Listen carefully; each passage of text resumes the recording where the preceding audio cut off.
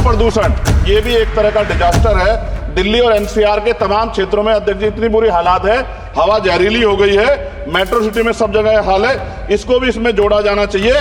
लोगों का जीवन कीमती है, लोग जब सुरक्षित नहीं रहेंगे तो फिर जीवन कैसा। सर, नगीना लोकसभा क्षेत्र से मैं आता हूं सर।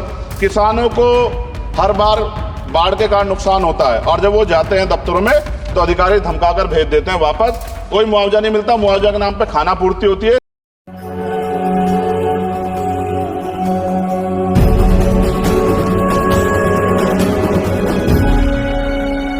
नमस्कार, जय भीम, जय जोहार। मेरा नाम यश कुमार, आप देख रहे हैं बहुजन जनता न्यूज। श्री चंद्रशेखर जी,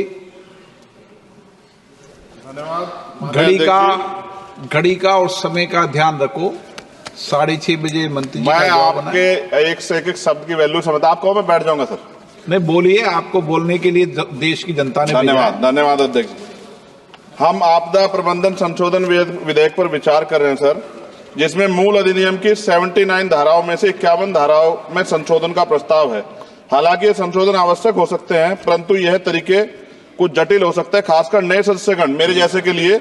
आज भीम आर्मी के संस्थापक, आजाद समाज पार्टी के राष्ट्रीय अध्यक्ष, नगीना के सांसद चंद्रशेखर आजाद, जिन्हें मूल अधिनियम और संशोधन विधेयक दोनों का अध्ययन करना पड़ता है, इस विधेयक की समझ में कठिनाई हो सकती है और विधायी प्रक्रिया में जटिलता आ सकती है। इस संदर्भ मेरा सुझाव है कि यदि संशोधन विधेयक के माध्यम से मूल अधिनियम को ही प्रतिस्थापित करके एक नया विधेयक प्रस्तुत करे तो यह न केवल विधेयक को अधिक स्पष्ट और समझने में आसान बनाएगा, बल्कि लेजिस्लेटिव ड्राफ्टिंग प्रक्रिया को भी सरल कर देगा।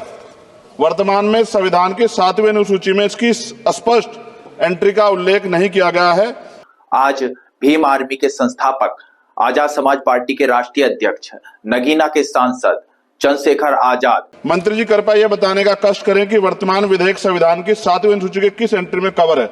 यह प्रश्न इसलिए महत्वपूर्ण है क्योंकि यदि हम इसे संविधान की 7वीं अनुसूची में स्पष्ट रूप से दर्ज करते तो यह विधेयक लाने का आधार और संसद की विधायी शक्ति को स्पष्ट रूप से मान्यता मिलती।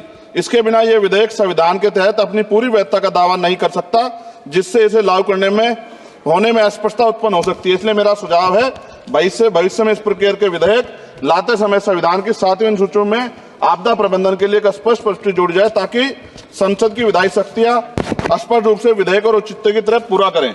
आज भीम आर्मी के संस्थापक, आजाद समाज पार्टी के राष्ट्रीय अध्यक्ष, नगीना के सांसद चंद्रशेखर आजाद। मेरा प्रश्न केंद्र सरकार द्वारा राज्य को आपदा के समय धनराशि और अन्य सहायता प्रदान करने की तरीके से संबंधित है। हम सभी जानते हैं कि जब भी कोई आपदा आती है, केंद्र सरकार विभिन्न राज्यों को राहत देने के लिए धनराशि और सामग्री भेजती है। हालांकि यह देखा गया कभी कभी सरकारें अपनी पार्टी शासित राज्यों में को प्राथमिकता दी, जबकि विपक्षी दल द्वारा शासित राज्यों को धनराशि कम, विलंब और भेदभाव पूर्ण तरीके से दी जाती है। इस भेदभाव के कारण राजनीतिक विवाद और आरोप प्रत्यारोप उत्पन्न होते हैं। विशेषकर जब आपदा की स्थिति गंभीर होती है तो यह भेदभाव और देरी राज्यों के लिए अधिक संकटपूर्ण हो सकता है। आज भीम आर्मी के संस्थापक, आजाद समाज पार्टी के राष्ट्रीय अध्यक्ष, नगीना के सांसद चंद्रशेखर आजाद। मेरा सुझाव है इस विधेयक में एक स्पष्ट प्रावधान होना चाहिए, जिसमें यह सुनिश्चित किया जाए कि सभी राज्यों को आपदा के सहायता समान रूप से समान मानकों के आधार पर दी जाएगी। यदि प्रारंभिक सहायता प्रदान की जाती है तो यह सभी राज्यों के लिए समान और किसी भी राज्य में भेदभाव का शिकार उसको ना होना पड़े। साथ साथ विधेयक में यह प्रावधान है कि आपदा डाटाबेस के साथ अगर आर्टिफिशियल इंटेलिजेंस, रिमोट सेंसिंग और डाटा एनालिटिक्स जैसी टेक्नोलॉजी का इस्तेमाल कर डाटाबेस की उपयुक्तता बढ़ा सकते हैं। आज भीम आर्मी के संस्थापक, आजाद समाज पार्टी के राष्ट्रीय अध्यक्ष, नगीना के सांसद चंद्रशेखर आजाद। इस प्रावधान भी विधेयक के हों। एनडीएमए में जो आपने स्पेशली स्टाफ रखेंगे, क्या नियुक्ति में SC, ST और OBC को आरक्षण का प्रावधान दिया जाएगा? क्या ये बल सिर्फ मैन पावर होंगे या आवश्यक राहत सामग्रियों उपकरणों से भी लैस होंगे? इन बलों को वित्तीय संसाधन भी देने होंगे जिससे प्रभावी ढंग से कार्य कर सकें। आपदा प्रबंधन नीति डिजाइनिंग में पूर्व चेतावनी प्रणालियों के उन्नयन को शामिल करके पूर्व चेतावनी प्रणालियों को प्राथमिकता दी जाए। आज भीम आर्मी के संस्थापक, आजाद समाज पार्टी के राष्ट्रीय अध्यक्ष, नगीना के सांसद चंद्रशेखर आजाद। आपदा प्रक्रिया कोर्स में ऐसे प्रावधान होने चाहिए कि आपदा होने के 24 घंटे में ही प्रभावित राज्य जिला प्रशासन को एक निश्चित प्रारंभिक राशि जारी हो सके।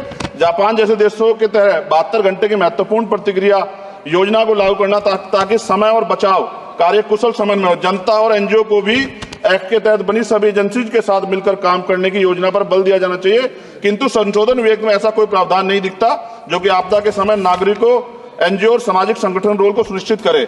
आज भीम आर्मी के संस्थापक, आजाद समाज पार्टी के राष्ट्रीय अध्यक्ष, नगीना के सांसद चंद्रशेखर आजाद आपदा राहत को नागरिकों के लीगल राइट बनाने पर जोर देना चाहिए।